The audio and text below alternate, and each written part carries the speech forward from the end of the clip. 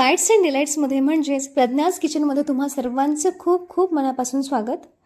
तोंडात टाकताच विरघळणारे रसरशीत आणि सर्वांचे आवडते गुलाबजामुन बघूनच तोंडाला पाणी सुटलं ना. गोड खाण्याची इच्छा झाली की सर्वात आधी आठवतो तो म्हणजे चमचमीत गुलाबजाम. पण बऱ्याचदा तळताना ते फुटतात किंवा आतून कडक राहतात.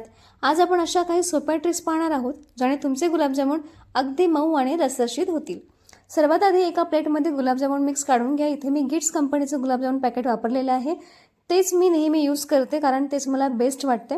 दुसऱ्या बाजूला साखरेचा पाक बनवण्यासाठी एका भांड्यात 1 वाटी साखर आणि 1 वाटी पाणी हे प्रमाण घेऊन तुम्हाला क्वांटिटी ॲडजस्ट करता येईल. मध्यम आचेवर साखर पूर्णपणे विरघळू द्या. त्यानंतर 2 ते 3 मिनिटं खदखदून उकळी काढून घ्या. आपल्याला एकतारी पाक बनवायचा नाही, जो चिकट आला पाहिजे. एकतारपेक्षा कमीच तुम्हाला पाक इथे तयार करायचा आहे. फक्त हाताला थोडा चिकट वाटेल इतपत तुम्हाला पाक तयार करून घ्यायचा आहे. पीठ मळताना पाण्याचा वापर करा किंवा मग दुधाचा वापर करून तुम्ही इथे पीठ मळून घेऊ शकता. पण थोडं थोडं पाणी किंवा थोडं थोडं दूध ॲड करूनच तुम्हाला पीठ मळून घ्यायचं आहे.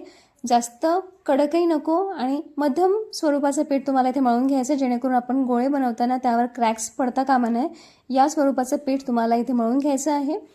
गोळे बनवताना हातावर व्यवस्थित दाब देऊन गोल करा, जेणेकरून गोळ्यांवर एकही क्रॅक राहणार नाही आणि तळताना ते फुटणार नाहीत. कढईत तेल मध्यम गरम असलं पाहिजे. जास्त कडकडीत गरम तेल करू नका.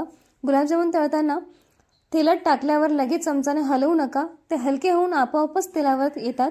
त्यानंतर झाऱ्याने हळूहळू हलवत राहा. छान सोनेरी तपकिरी रंग येईपर्यंत तळून घ्या.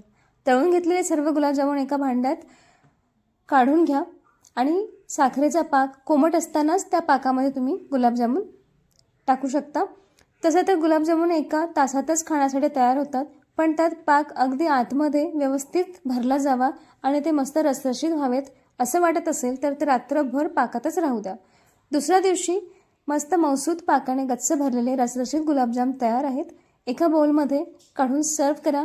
रेसिपी आवडली असेल तर नक्की ट्राय करा आणि चॅनलला लाईक सबस्क्राईब करा.